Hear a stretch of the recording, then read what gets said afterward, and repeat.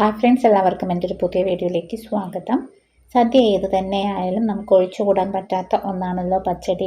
ഞാനിവിടെ പൈനാപ്പിൾ പച്ചടിയാണ് കേട്ടോ തയ്യാറാക്കുന്നത്. വളരെ എളുപ്പത്തിൽ പൈനാപ്പിൾ കട്ട് ചെയ്ത് എങ്ങനെ പച്ചടി തയ്യാറാക്കാമെന്ന് നോക്കാം. ഞാനിവിടെ പൈനാപ്പിൾ പച്ചടി തയ്യാറാക്കുന്നതിന് വേണ്ടിയിട്ട് ഒരു വലിയ പൈനാപ്പിളാണ് എടുത്തിരിക്കുന്നത്. നമുക്ക് ഈ പൈനാപ്പിളിൻ്റെ ഫ്രണ്ട് പോർഷനും അതുപോലെ ഈ ബാക്ക് പോർഷനൊന്നും ആദ്യം തന്നെ കട്ട് ചെയ്ത് മാറ്റാം. കട്ട് ചെയ്ത് മാറ്റിയതിന് ശേഷം ഞാനിത് നന്നായിട്ടൊന്ന് കഴുകിയെടുത്തിട്ടുണ്ട്. അതിനുശേഷം ഇത് വട്ടത്തിൽ ഇങ്ങനെ മുറിച്ചെടുക്കുകയാണ് ചെയ്യുന്നത്. പൈനാപ്പിൾ കട്ട് ചെയ്യുമ്പോൾ എനിക്ക് ഈ രീതിയിലാണ് എളുപ്പത്തിലായിട്ട് കട്ട് ചെയ്യാൻ തോന്നിയിട്ടുള്ളത്. കാരണം നമ്മൾ ഇങ്ങനെ കട്ട് ചെയ്ത് എടുക്കുന്ന സമയത്ത്, കാരണം തൊലിയൊന്നും ആദ്യം തന്നെ ചെത്താതെ ഇങ്ങനെ കട്ട് ചെയ്ത് എടുക്കുന്ന സമയത്ത് നമുക്ക് ഇതിൻ്റെ കണ്ണ് വരെ ചെത്തിയെടുക്കാൻ കഴിയുന്നതാണ്.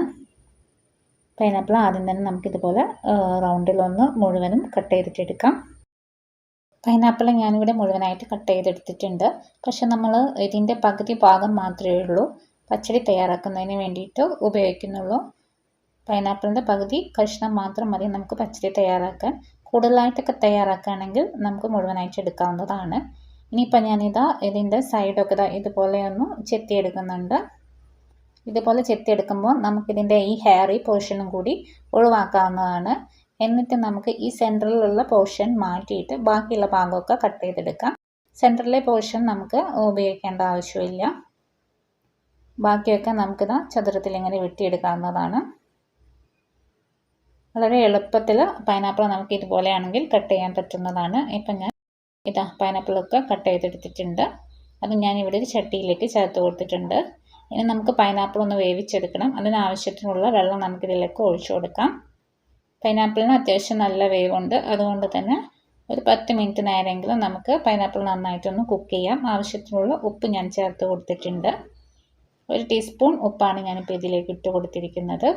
അത്രയും ചേർത്തിട്ട് നമുക്ക് ഈ പൈനാപ്പിൾ നന്നായിട്ടൊന്ന് വേവിച്ചെടുക്കണം. ഒരു നുള്ള മഞ്ഞൾപ്പൊടി, 1/4 ടീസ്പൂൺ മഞ്ഞൾപ്പൊടിയും ചേർത്ത് കൊടുത്തിട്ടുണ്ട്. അത്രയും ചേർത്ത് പൈനാപ്പിൾ വേവിക്കാൻ വെച്ചിട്ടുണ്ട്. ഇനി നമുക്കിതിലേക്ക് വേണ്ട അരപ്പ് എന്തൊക്കെയാണെന്ന് നോക്കാം. ഞാനിപ്പോൾ ഇവിടെ തേങ്ങ ചിരവിയതും അതിലേക്ക് 2 ചെറിയുള്ളിയും 1/4 ടീസ്പൂൺ ജീരകവും അതുപോലെ തന്നെ 1/2 കപ്പ് തൈരുമാണ് കേട്ടോ എടുത്തിരിക്കുന്നത്.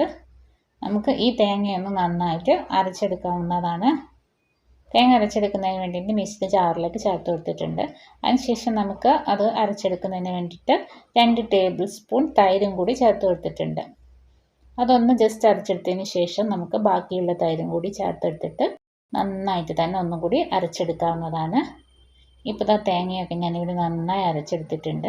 അതിനുശേഷം നമുക്കൊന്ന് 1 ടേബിൾ സ്പൂൺ കടുക് ഇതിലേക്ക് ചേർത്ത് കൊടുക്കാം. എന്നിട്ട് ജസ്റ്റ് ഒന്ന് ക്രഷ് ചെയ്തിട്ട് എടുത്താൽ മതി. നന്നായിട്ട് അരച്ചെടുക്കരുത്, കടുക് ജസ്റ്റ് പൊട്ടി മാത്രം വന്നാൽ മതി.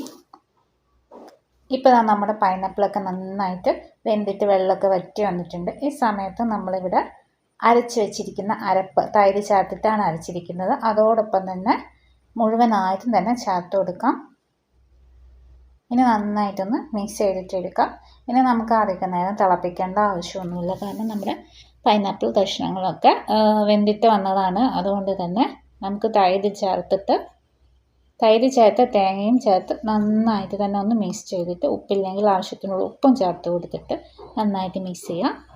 എന്നിട്ട് നമുക്ക് ഗ്യാസ് ഓഫ് ചെയ്യാവുന്നതാണ്. മൺപാത്രങ്ങളിലൊക്കെ നമുക്ക് ഇതുപോലെ ഫുഡ് തയ്യാറാക്കുന്ന സമയത്ത് മൺപാത്രം കൂടുതലായിട്ട് ചൂട് നിലനിൽക്കുന്നത് കൊണ്ട് തന്നെ നമുക്ക് ഗ്യാസ് ഓഫ് ചെയ്ത് കഴിഞ്ഞാലും ആ ചൂടിൽ ബാക്കിയുള്ള ഗ്രേവിയൊക്കെ വറ്റി വരുന്നതാണ്. ഇപ്പോൾ നമ്മുടെ പൈനാപ്പിൾ പച്ചടിയിലെ ഗ്രേവിയൊക്കെ നന്നായിട്ടൊന്ന് വറ്റിയിട്ട് വന്നിട്ടുണ്ട്. ഇത് തണുക്കുമ്പോൾ കുറച്ചുകൂടി ഒന്ന് കട്ടിക്കാവുന്നതാണ്.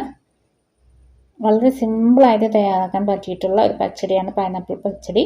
കൂടാതെ വളരെ ടേസ്റ്റിയുമാണ് പൈനാപ്പിൾ പച്ചടി ആയതുകൊണ്ട് തന്നെ. പിന്നെ നമുക്കിതിലേക്ക് മധുരത്തിന് വേണ്ടിയിട്ട് പഞ്ചസാര ചേർത്ത് കൊടുക്കാവുന്നതാണ്. ഞാനിപ്പോൾ ഇതിൽ 1 ടീസ്പൂൺ പഞ്ചസാര ചേർത്ത് കൊടുത്തിട്ടുണ്ടായിരുന്നു. ആ ഭാഗം ഒന്ന് സ്കിപ്പായിട്ട് പോയിട്ടുണ്ട്. ഇനി ഇത് ആവശ്യത്തിനുള്ള കറിവേപ്പില കൂടി ചേർത്ത് കൊടുത്തിട്ടുണ്ട്. ഇനി നമുക്കിതിലേക്കൊന്ന് വറവ് താളിച്ചിടാം.